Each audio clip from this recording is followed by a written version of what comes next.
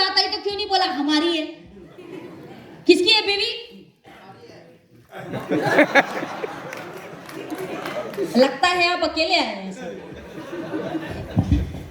जब बीवी की बात आई तो क्या बोलते हैं? मेरी है। बच्चे किसके हैं?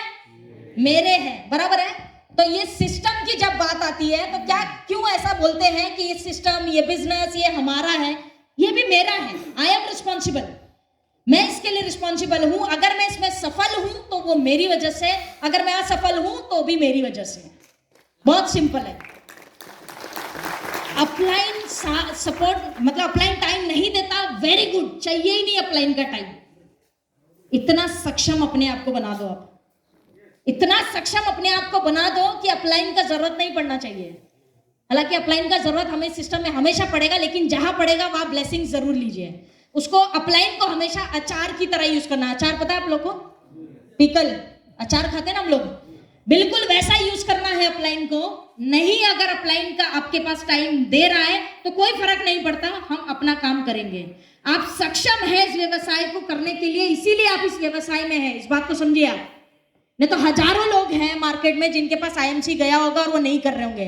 आप कर रहे हैं मतलब आपके अंदर वो क्वालिटी है, आपको केवल निकालना है बाहर। बहुत सारे लोग, मैं देखो एक लॉजिकल बात आपको समझाना चाह रही हूँ। बहुत सारे लोग जो है अपलाइन की मर्सिडीज, बीएमडब्ल्यू, ऑडी देख के इंस्पायर होते हैं। वेरी गुड, अच्छी बात है, होना भी चाहिए। लेकिन मैं थोड़ा सा यहाँ पे अलग सोचती हूँ।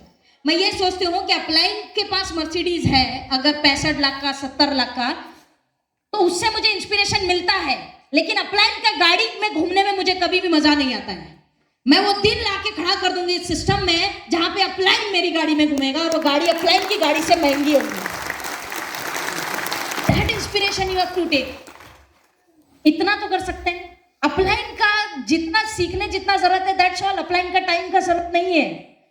आप सोचिए, जो बच्चे पैदा होते हैं जिनके माता पिता नहीं होते, किसी हादसे में गुजर जाते हैं, जब वो अनाथ हो जाते हैं तो क्या वो जीना छोड़ देते हैं? जीते हैं ना, लाइफ काटते हैं और बल्कि और बेहतर तरीके से डट जाते हैं। आपके साथ भी सेम है। आप सोचिए कि यदि आपको अगर अपलाइन सपोर्ट नहीं है या अपलाइन का टाइम नहीं मिल पा रहा है या अपलाइन ज्यादा इन्वॉल्व नहीं हो पा रहा है किसी भी कारणवश, आपका अपलाइन बुरा है ऐसा जरूरी नहीं है, कोई भी रीजन हो सकता है उसके पीछे, लेकिन अगर नहीं है तो आप इसको जिद बनाइए कि मैं बिना अपलाइन के काम करके दिखाऊंगा। बिना अपलाइन के मैं काम करके दिखा सकती हूँ, ये आप जिद बनाइए। अपलाइन को आप केवल आशीर्वाद के लिए रखिए कि आप सिर्फ आशीर्वाद दीजिए, काम हम खुद करेंगे। ये आपको बनाना पड़ेगा। मैं आपको बता दूं, मुझे सिस्टम में, आप सब लोग रिकॉर्ड कर रहे हैं, मैं बहुत ओपनली ये बात बोल रहा हूं, मुझे मेरे अपलाइन ने ना तो प्लान बताया, ना प्रोडक्ट समझाया, ना सिस्टम समझाया, कुछ भी नहीं समझाया मुझे। ना मैंने कभी अपलाइन को कहा कि आप मेरे लिए होम मीटिंग लीजिए, मेरे लिए 1-to-1 कीजिए, आज तक नहीं किया। मैं ओपनली ये प्लेटफॉर्म से बोल रही हूँ, ये बात कभी नहीं किया मेरे लिए, क्योंकि मेरा ये मानना था कि ये सिस्टम मेरा है और जब तक मुझे समझ में नहीं आएगा मैं किसी को नहीं समझा पाऊंगी और अल्टीमेटली फेल लाइफ में। तो आज के बाद अपलाइन छोड़ दो यार, आशीर्वाद लेने का बस, दैट्स ऑल। और अपने दम पे इस बिजनेस को करना है। कर सकते हैं? yes. सिखाने के लिए बहुत सारे लोग हैं आपके पास दुनिया में, किसी से भी प्रेरणा लेके आप सीख सकते हैं, इसमें कौन सी बड़ी बात है। नेक्स्ट क्वेश्चन, कपल्स जो इस बिजनेस में काम कर रहे हैं, couples as husband wife, to is better in life. हमेशा एक से भले दो, ये कहावत सुनी है हमने, एक से भले दो हमेशा होते हैं। जितने लोग कपल्स एज अ कपल्स इस बिजनेस में काम कर रहे हैं, उनके मन में ये प्रश्न आता है या वो क्वेश्चन पूछते हैं कि हम एज अ कपल इस बिजनेस में कैसे काम करें या इसको कैसे सफल हो सकते हैं। इसमें एक सिंपल सी चीज है, ऐसा आप मतलब अगर आप शेयर करना चाहें तो ऐसे कितने लोग हैं जिनके हस्बैंड सपोर्ट नहीं करते आईएमसी बिजनेस करने के लिए?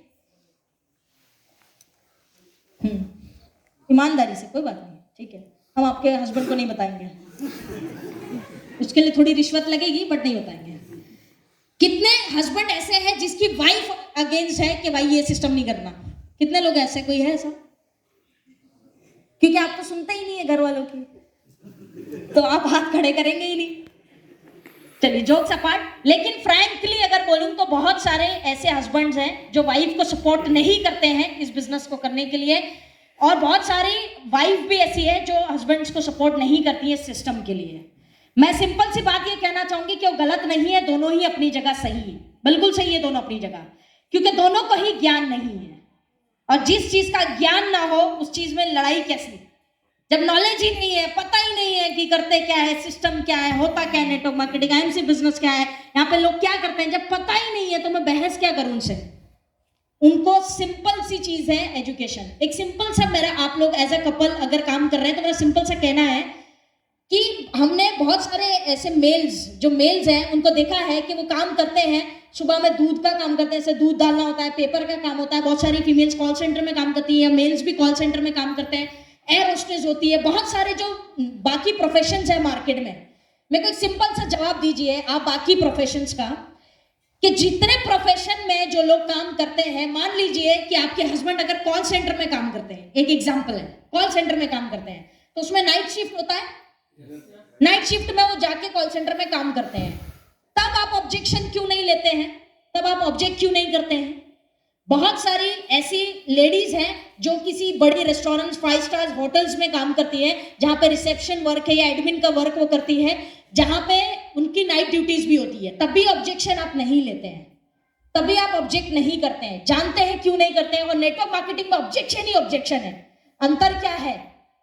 अंतर सिर्फ इतना है कि वहां पे आपको लगता है कि ये प्रोफेशन है, ये इनका काम है, इनको करना पड़ेगा, वो प्रोफेशन की तरह सोचते हैं। नेटवर्क मार्केटिंग को प्रोफेशन की तरह नहीं सोचते आप, इसीलिए प्रॉब्लम सारी क्रिएट होती है, सारी प्रॉब्लम क्रिएट होती है।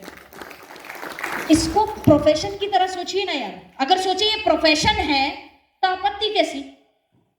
प्रोफेशन है, काम तो करना पड़ेगा। प्रोफेशन, हस्बैंड वाइफ मिलके इस बिजनेस को इतना बेहतरीन तरीके से डेवलप कर सकते हैं कि मैं आपको बता दूं, वाइफ अगर आप हस्बैंड वाइफ ऐसा काम कर रहे हैं तो वाइफ कभी भी, क्योंकि सेल्स में महिलाएं बहुत अच्छी होती है, हमेशा ये देखा गया है, तो हमें क्या करना है, एज ए हस्बैंड वाइफ काम कर रहे हैं, फीमेल्स को कभी भी एक रोल देना है, एक ड्यूटी देनी है जिसको उसको निभाना है, और कभी भी प्रेजेंटेशन के लिए किसी के पास जाए तो एज अ कपल जाए, जो एक अलग इंपैक्ट छोड़ता है कि 1-to-1 के लिए जाए, किसी भी काम के लिए जाए तो आप एज अ कपल जाए। वाइफ को एक डिपार्टमेंट दे दीजिए आप कि वो प्रोडक्ट्स या डेमोन्स्ट्रेशंस पे बात करें, बाकी बिजनेस वाली बात आप करें। ऐसा कपल अगर आप इसको बिजनेस को ऐसे डेवलप करेंगे तो बहुत सिंपल और इजी हो जाएगा। दोनों का इन्वॉल्वमेंट है, दोनों की लर्निंग है, क्योंकि मैं बता दूं मार्केट में मेल्स की कही हुई बात से ज्यादा महिलाओं की कही हुई बात पे विश्वास लोग करते हैं। फीमेल्स का मार्केट वैल्यू थोड़ा ज्यादा है, उनकी बातों पे विश्वास लोगों को ज्यादा होता है, क्योंकि ऐसा नहीं है कि महिलाएं उल्टा सीधा काम नहीं करती हैं, करती हैं, बट कम करती हैं, फैक्ट है। तो लोगों का विश्वास जो है फीमेल्स पे ज्यादा होता है, इसलिए आप देखेंगे कि फीमेल सेल्स में बहुत अच्छी होती हैं, सेल्स बहुत अच्छा करती हैं। रीजन, लोग बिलीव करते हैं, कुछ भी बेचेगी तो बिलीव करेंगे, हाँ ये नहीं ठीक है, ये सही है, मेल्स पे नहीं करते हैं। तो एज अ कपल अगर आप इस बिजनेस को कर रहे हैं तो साथ में जाइए, हमेशा इस बिजनेस में दोनों भी इन्वॉल्व रहिए। फीमेल्स को भी एक रोल दीजिए, उनको भी ड्यूटीज दीजिए कि वो ड्यूटीज को निभाएं जिसमें वो काम कर सकती हैं। प्रोडक्ट्स पे बात करना, डेमोन्स्ट्रेशन दिखाना, ऐसे काम उसको दीजिए। बिजनेस एंड कॉन्सेप्ट रिलेटेड बात जो है वो हस्बैंड्स कर सकते हैं। तो ऐसा मिलके ऐसे 2 लोग आप इस बिजनेस को कर सकते हैं। और ऑलवेज 2 इज बेटर। अगर आप 2 लोग हैं और दोनों मिलके करेंगे तो आपकी जो सफलता है वो बहुत बड़ी हो जाएगी और बहुत इजीली अचीव कर पाएंगे आप, क्योंकि आपके पास 2 का पावर है, 1 का नहीं है। जो व्यक्ति सिंगल काम कर रहा है उसके एवज में 2 लोग मिलके काम कर रहे हैं, तो डेफिनेटली जो अचीवमेंट है वो बहुत बड़ी होगी। और वैसे भी नेटवर्क मार्केटिंग हो या आईएमसी बिजनेस हो, इट्स अ कपल बिजनेस। ये पूरी ईमानदारी का बिजनेस है जो लोगों को एज अ कपल ही करना चाहिए। इसका इम्पैक्ट अलग पड़ता है, बिलीव, रिजल्ट और कन्वर्ट लोग ज्यादा इजीली हो जाते हैं जब आप एज अ कपल बिजनेस में जाते हैं। हाँ, ये क्वेश्चन कुछ इंटरेस्टिंग है। कितने लोग ये चीज फेस करते हैं? Products are expensive.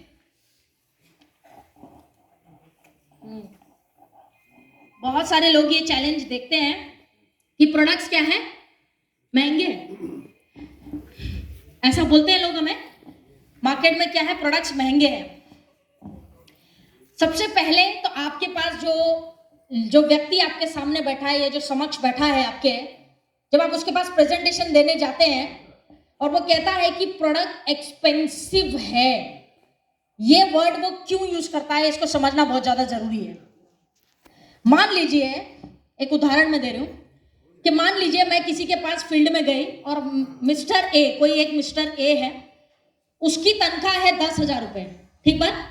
वो 10,000 रुपए की, 5,000 रुपए की ऐसी कोई छोटी मोटी नौकरी करते हैं और मैंने उनको बता दिए सारे प्रोडक्ट्स, IMC समझा दिया, बढ़िया से प्रोडक्ट्स बता दिया, ऑर्गेनिक है, ये है, फलाना ढिमकाना, बहुत सारी चीजें बता दी। और वो व्यक्ति जो है 5 से 10,000 रुपए की नौकरी करता है।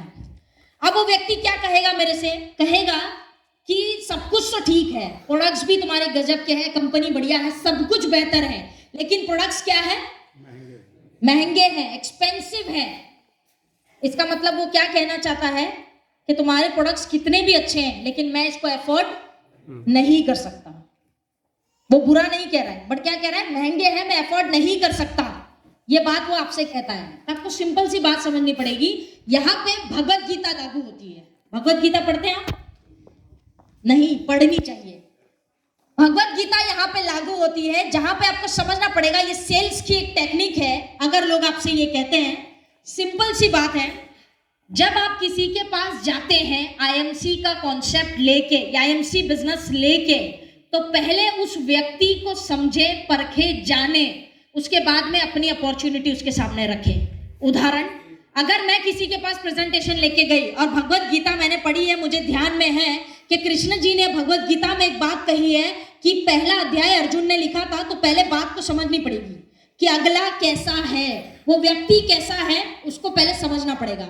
अब मुझे ये बात पता है, जब मैं प्रेजेंटेशन लेके किसी के पास जाऊं तो वो व्यक्ति को पहले मुझे सुनना है कि वो व्यक्ति क्या करता है, कितना कमाता है, कैसा है, क्या है, सब कुछ समझना है। पहला अध्याय उसको लिखने देना है।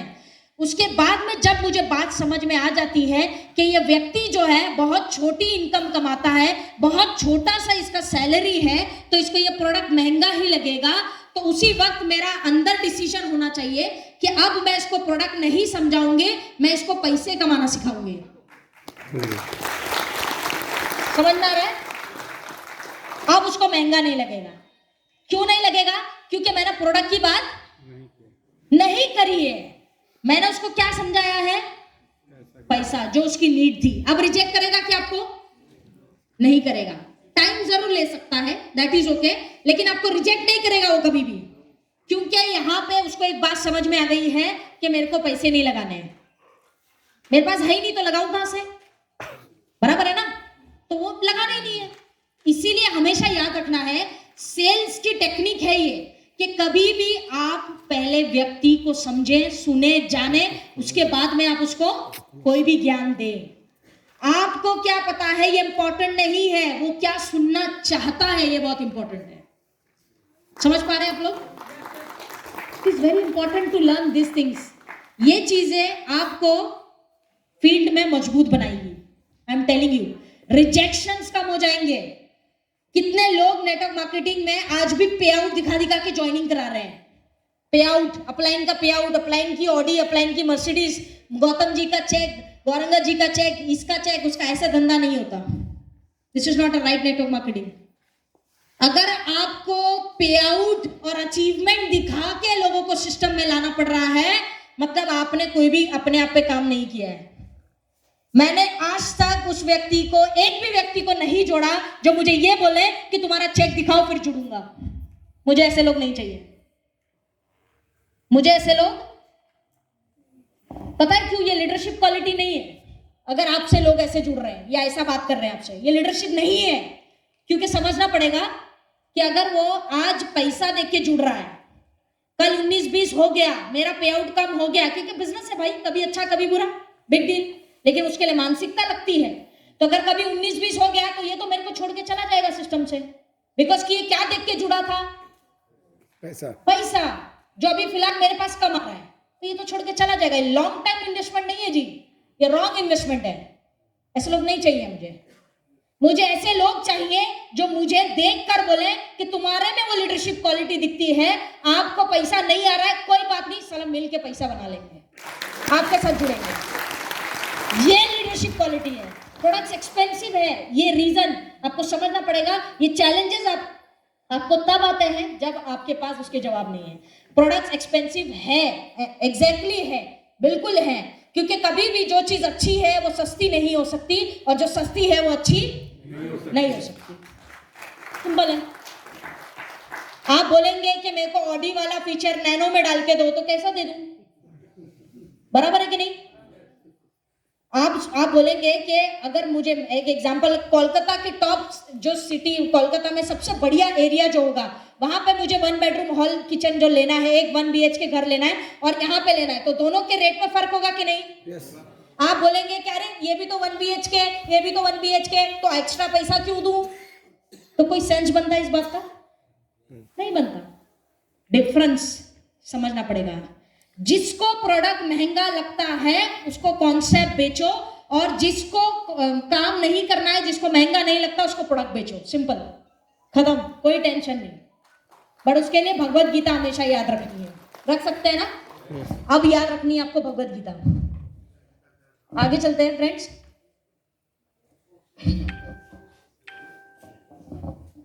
विमेन्स को चैलेंजेस इस बिजनेस में क्या क्या आने वाले हैं, आज ही मुझसे लिख लो ये बात। मैं आपको बताने वाली हूँ ये बातें, अगर आपको चैलेंजेस अभी नहीं आई है तो। एज अ वुमेन आपको इस बिजनेस में क्या क्या चैलेंजेस आने वाले हैं। आपकी टीमों में अगर महिलाएं हैं तो उनका माइंडसेट आज ही से कर देना कि ये चैलेंजेस आने वाले हैं। जब माइंडसेट हो जाता है ना, क्योंकि देखो जो पैदा हुआ है वो मरेगा भी, राइट और रॉन्ग? कोई अमर नहीं है यहाँ पे। जो पैदा हुआ है वो मरेगा। और जब एक पता है, अधिकतर लोग मौत से डरते हैं, मरने से डरते हैं। डरते हैं ना? yes. बहुत लोग डरते हैं मौत से। पता है क्या, एक्चुअली वो लोग मौत से नहीं डरते हैं, मरने के बाद जो होने वाला है उससे डरते हैं। क्योंकि हमारे कर्म तो हम जानते हैं कितने बढ़िया हैं। हाँ जी, सही है कि नहीं? तो लोग मौत से नहीं डरते हैं, जो होएगा उसके बाद उसका भय है अंदर। सेम, अगर एक व्यक्ति जानता है कि मैंने बहुत पापी हूं, मैंने बहुत पाप किए हैं, गंगा मैया परेशान है मेरे से, हर साल डुबकी लगाने हरिद्वार जाते हैं, लेकिन फिर वही हो जाता है। ये जब आप जानते हैं कि मरने के बाद ऐसा ऐसा ऐसा होगा, जिसका भय अंदर है, तो वो काम क्यों करते हैं बार बार? मत करिए, छोड़ दीजिए, अच्छे कर्म करिए, जिससे आपका जो मरने का भय है वो निकल जाएगा। क्योंकि अब जब मुझे पता है कि मेरे कर्म अच्छे हैं, मैं एक अच्छे इंसान हूं, मैंने कोई बुरा नहीं किया, तो मेरा अंदर का भय निकल जाएगा कि मैं मरने के लिए भी तैयार हूं, क्योंकि मुझे मेरा भविष्य दिखता है। सेम है आपकी टीमों में, आपके साथ जब महिलाएं जुड़ती हैं, या आप ऑलरेडी एक खुद महिलाएं हैं जुड़ी हुई है, तो माइंडसेट करिएगा, माइंडसेट, मरने के लिए तैयार रहना है। कोई मारेगा नहीं वैसे आपको यहाँ पे, लेकिन माइंडसेट होना चाहिए, एक्सट्रीम माइंडसेट, कि ये सब होने वाला है और इसके लिए मैं तैयार हूं।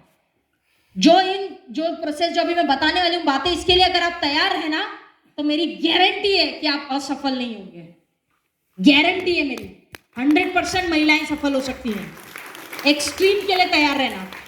सबसे पहला चैलेंज जो आने वाला है आपको as a network marketing woman, number 1, लोग बोलने वाले हैं ये तुम्हारे बस का नहीं है, ये तुम्हारे बस का नहीं है। सबसे बड़ा चैलेंज यही आने वाला है, और अधिकतर लोग मान लेते हैं कि हाँ जी मेरे बस का नहीं है। लेकिन जवाब क्या होना चाहिए? तुम्हें लगता है कि मेरे बस का नहीं है, वो तुम्हारी प्रॉब्लम है, पर मुझे लगता है कि ये मेरे बस का है। मैं यहां हूं, इसका मतलब क्या है कि मेरे बस का है, तभी मैं यहां हूं। पहला चैलेंज तुम्हारे बस का नहीं है। नंबर 2, फैमिली सपोर्ट नहीं करने वाली है। फैमिली आपको पॉजिटिव नहीं बोलने वाली है। तीसरा प्रॉब्लम जो होने वाला है वो ये होने वाला है कि आपके अड़ोसी पड़ोसी, जो भी रिलेटिव्स, ये वो आसपास के लोग हैं, ये बहुत आपके बारे में बकवास करने वाले हैं, बहुत नेगेटिव बातें बोलने वाले हैं, बहुत उलझुल बातें बोलने वाले हैं, बहुत नेगेटिव करेंगे आपको, बहुत बकवास करने वाले हैं। माइंड सेट रखिएगा, तैयार रहिएगा, तैयार रहिएगा, क्योंकि जवाब काम से देना है, बोल के नहीं देना कभी भी लाइफ में। आपको पता है जिन जिन लोगों ने मेरी निंदा की, मैंने 1 साल 2 साल 3 साल लगाए, लेकिन फिर पूरा मेक श्योर किया कि जिसने निंदा की थी वही मुझे हार पहनाया। ये डिसीजन मैंने लिया लाइफ में, आपको भी ऐसा डिसीजन लेना पड़ेगा। तो आपके अड़ोसी पड़ोसी ये निंदा करने वाले हैं। उसके बाद जो चैलेंजेस आने वाला है, मार्केट में जब आप जाएंगे तो बहुत सारे लोग आपको ऐसे मिलेंगे जो महिलाओं के प्रति ज्यादा पॉजिटिव नहीं है, महिलाओं के लिए नेगेटिव बातें करते हैं, छोटी सोच रखते हैं और उलझुल बातें करते हैं, सब तैयार रहिएगा। सबके लिए तैयार रहना है। महिलाएं बहुत इमोशनल होती है ना? इमोशनल है तभी तो वो माँ है, क्योंकि उसके अंदर ममता होती है, ठीक बात है। लेकिन बिजनेस में इमोशंस का कोई जगह नहीं है। अपने इमोशंस के लिए कोई जगह नहीं है इस बिजनेस में। बिल्कुल प्रैक्टिकल होके काम करना है। अगर आपका माइंडसेट है कि बहुत एक्सट्रीम होने वाला है, मैं पैदा हुई हूं तो मरने भी वाली हूं, ये माइंडसेट है, तो आप इस बिजनेस में सफल होंगे। आप देखिए कि आईएमसी बिजनेस में बहुत कम महिलाएं जो है वो सफल है। जानते हैं क्यों? क्योंकि ये वो महिलाएं हैं जो ढीठ है, जिनको फर्क नहीं पड़ता कि लोग क्या बोल रहे हैं, इनको फर्क सिर्फ अपनी सफलता से पड़ता है। ये वो महिलाएं हैं। ऐसा नहीं है कि हमारी निंदा नहीं हुई है, बहुत ज्यादा हुई है, लेकिन रिस्पॉन्ड रिएक्ट तो डिफरेंट चीजें हैं। आप रिस्पॉन्ड करना चाहते हैं कि रिएक्ट करना चाहते हैं, ये आपको चॉइस करना पड़ेगा। फीमेल्स के साथ ये सारे चैलेंजेस होने वाले हैं, कोई आपको सपोर्ट नहीं करने वाला है। तैयार है फीमेल्स? एक्सट्रीम के लिए, वर्स्ट बकवास करेंगे लोग, बहुत कुछ बोलेंगे, कोई सपोर्ट नहीं करेगा, लेकिन तैयार रहना उसके लिए, एक्सट्रीम के लिए तैयार रहना। रह सकते हैं? Never giving up attitude. एक बार फेल होंगे दोबारा करिए, फिर फेल होंगे दोबारा करिए, फिर फेल होंगे फिर दोबारा करिए, कोई दिक्कत नहीं है। ये एटीट्यूड आपको रखना पड़ेगा। फीमेल्स को माइंड सेट करना पड़ेगा चैलेंजेस को लेके। नेक्स्ट जो है ईगो, ये बहुत ही बढ़िया और उम्दा टॉपिक है। ईगो समझते हैं क्या होता है? हाँ जी, घमंड, एटीट्यूड, ईगो। आज हम लीडरशिप की बातें कर रहे हैं, तो मुझे लगता है मैं ओपनली बातें कर सकती हूं आपसे। ईगो जो है दीमक की तरह है। दीमक समझते हैं आप? जो लकड़ी को पकड़ता है ना, धीरे धीरे लकड़ी को खाता है, देखा आपने? धीरे धीरे खाता है, और एक दिन लकड़ी क्या होती है, सड़ जाती है, पूरा जो है खराब हो जाती है। आपका ईगो, घमंड, एटीट्यूड अगर इतना सा भी आ गया कि साला मैं तो साहब, तो गेम उधर ही खत्म हो गया। मैं बता दूं, ये जो लोग हैं जो आपको हार पहनाते हैं, ये जनता है, ये पब्लिक है, और ये लोग बड़ी अच्छे से जानते हैं कि किस जीवित इंसान के गले में हार डालना है और किसकी फोटो पे लगाना है। समझ रहे हैं?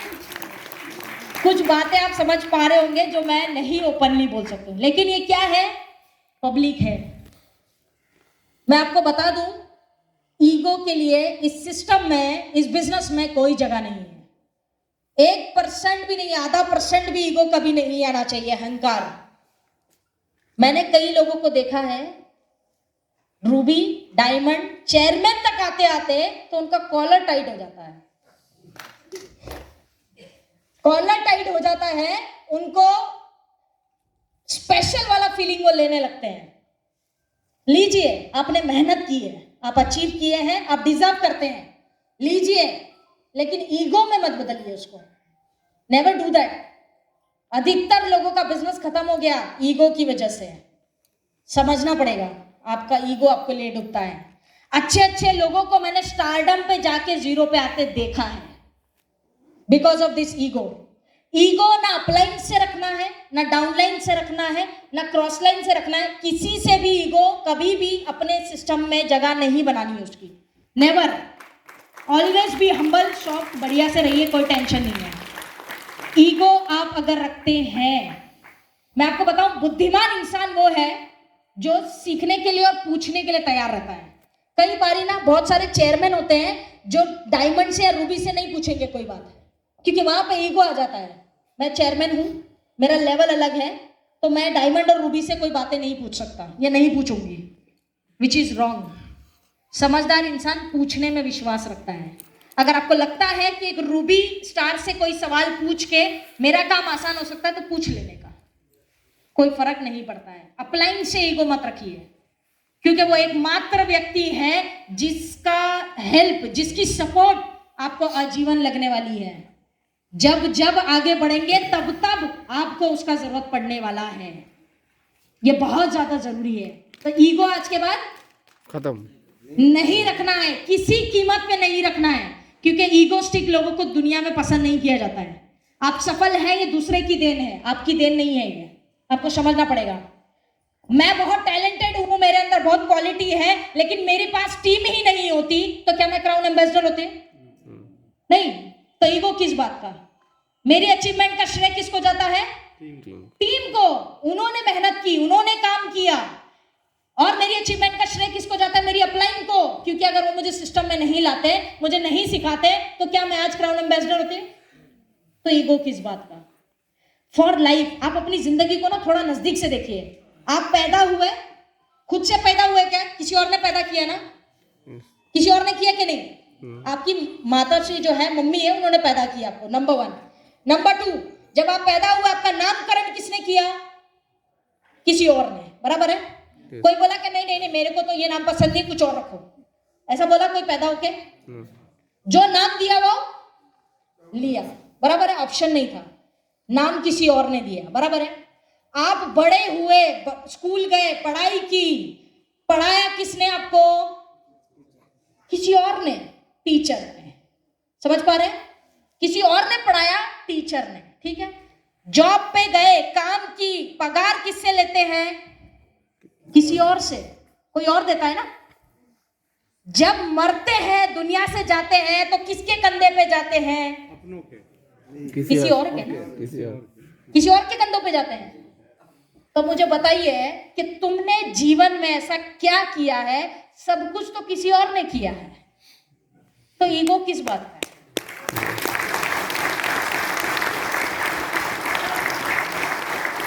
You have to think about it. तुमने अपना कुछ भी नहीं किया है। ऐसा पता है, ये प्रकृति ना, नेचर, खुदा, ईश्वर बहुत स्मार्ट है। इसने पूरी जो परिस्थितियां ऐसी बनाई है।